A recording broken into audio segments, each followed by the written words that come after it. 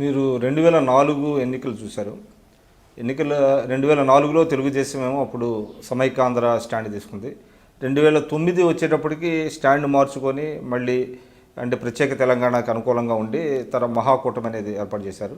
2014 వచ్చేటప్పటికి మళ్ళీ బీజేపీతో చేశారు. అంటే మీరు 3 ఎలక్షన్స్లో అంటే తెలుగుదేశం పార్టీ యొక్క సిద్ధాంతాలు మార్చుకుంటా అంటే ఎలక్టోరల్ గెయిన్స్ కోసం చేసుకుంటూ వచ్చింది. తెలంగాణలో మాత్రం సబ్స్టాన్షియల్గా గెయిన్ చేయలేకపోతున్నది. ఒకటి కాదు, నేను ఒకటి చెప్పగలను. 2004లో మీరు ఆలోచించండి.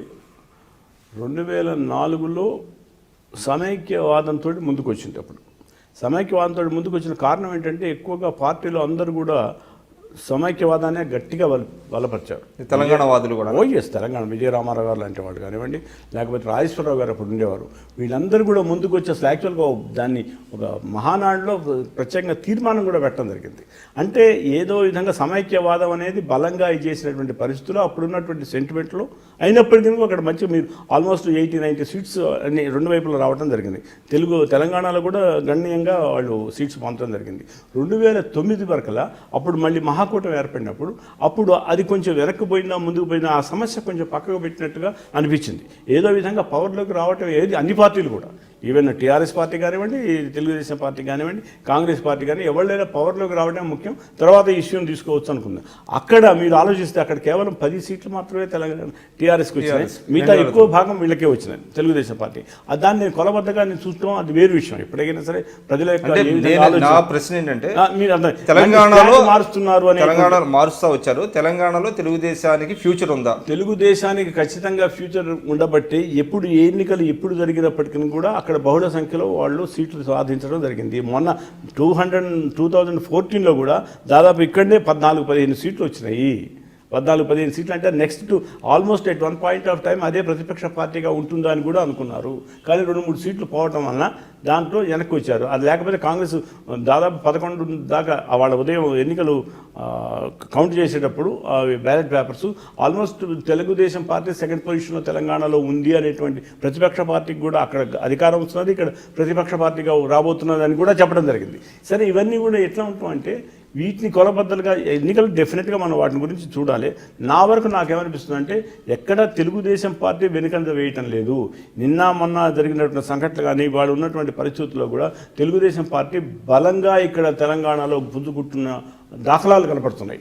ఇవాళ ఒక యువ నాయకుడు కానివ్వండి, లేకపోతే అక్కడ బీసీస్కి సంబంధించినటువంటి నాయకుడు ఉంటాం కానీ ఇక్కడ ఏంటంటే ప్రభుత్వ వైఫల్యాలని ప్రజల్లోకి సమర్థవంతంగా తీసుకెళ్ళగలుగుతున్నారు, ప్రజల్లోకి తీసుకుపోతున్నారు. ఇప్పుడు ఒకటేంటంటే ప్రతిసారి మీరు అక్కడ నేను మొన్న ఆశ్చర్యం చంద్రబాబు గారు వచ్చారు, వచ్చినప్పుడు ఒక మీటింగ్ కోసం కేవలం 30-40 మందితో మాట్లాడుతుంటే ఎక్కడ చూసినప్పుడు లేక నిండా జనం ఉన్నారు. అంటే వాళ్ళందరూ వాళ్ళ యొక్క సమస్యలు తెచ్చుకోవాలి.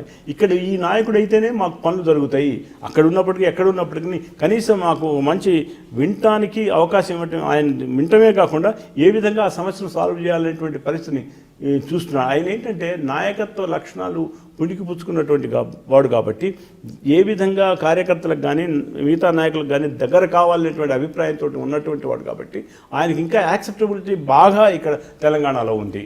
దానివల్లే ఇప్పుడు పార్టీ కేవలం ఆయన ఏదో ఆంధ్రాకు చెందిన వాడు అనేది మామూలుగా రాజకీయం కోసం చెప్తారు కానివ్వండి, ఆయన జాతీయ నాయకుడు స్థాయిలో ఇక్కడ వాళ్ళు కూడా చూస్తున్నారు. మోత్కుమల్ నరసింహ లాంటి వారు గవర్నర్గిరి కావాలన్న గవర్నర్గిరి వస్తున్నది అని అంటే దాన్ని బట్టే మీరు అంచనా వేయవచ్చు.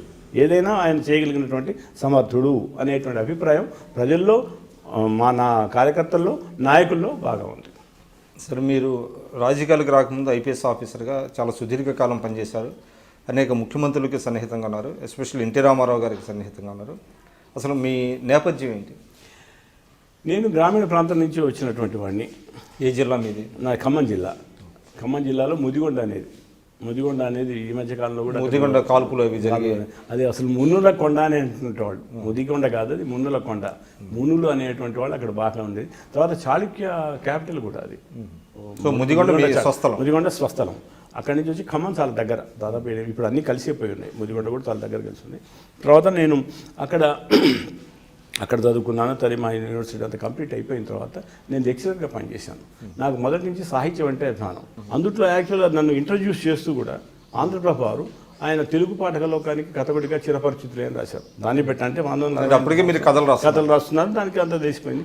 వాళ్ళ గమ్మత్ ఏంటంటే కాలేజీలో ఏదో పెద్ద విశ్వనాథ్ సత్యనారాయణ గారు, గుంటూరు శేషవత శర్మ గారు వీళ్ళందరూ వచ్చినప్పుడు ఒక ఫంక్షన్ జరుగుతుంటే ఒక పోస్ట్ మ్యాన్ వచ్చి ఏదో ఇస్తే వాళ్ళంతా ఈ తరిమ వాళ్ళంతా ఏదో ఫ్యాన్సీ డ్రెస్ కాంపిటీషన్ అనుకున్నారు. బట్ అతను తెచ్చింది ఏంటంటే ఆంధ్రప్రదేశ్ నుంచి వచ్చినటువంటి ఆ టెలిగ్రామ్ తీసుకొని వచ్చారు.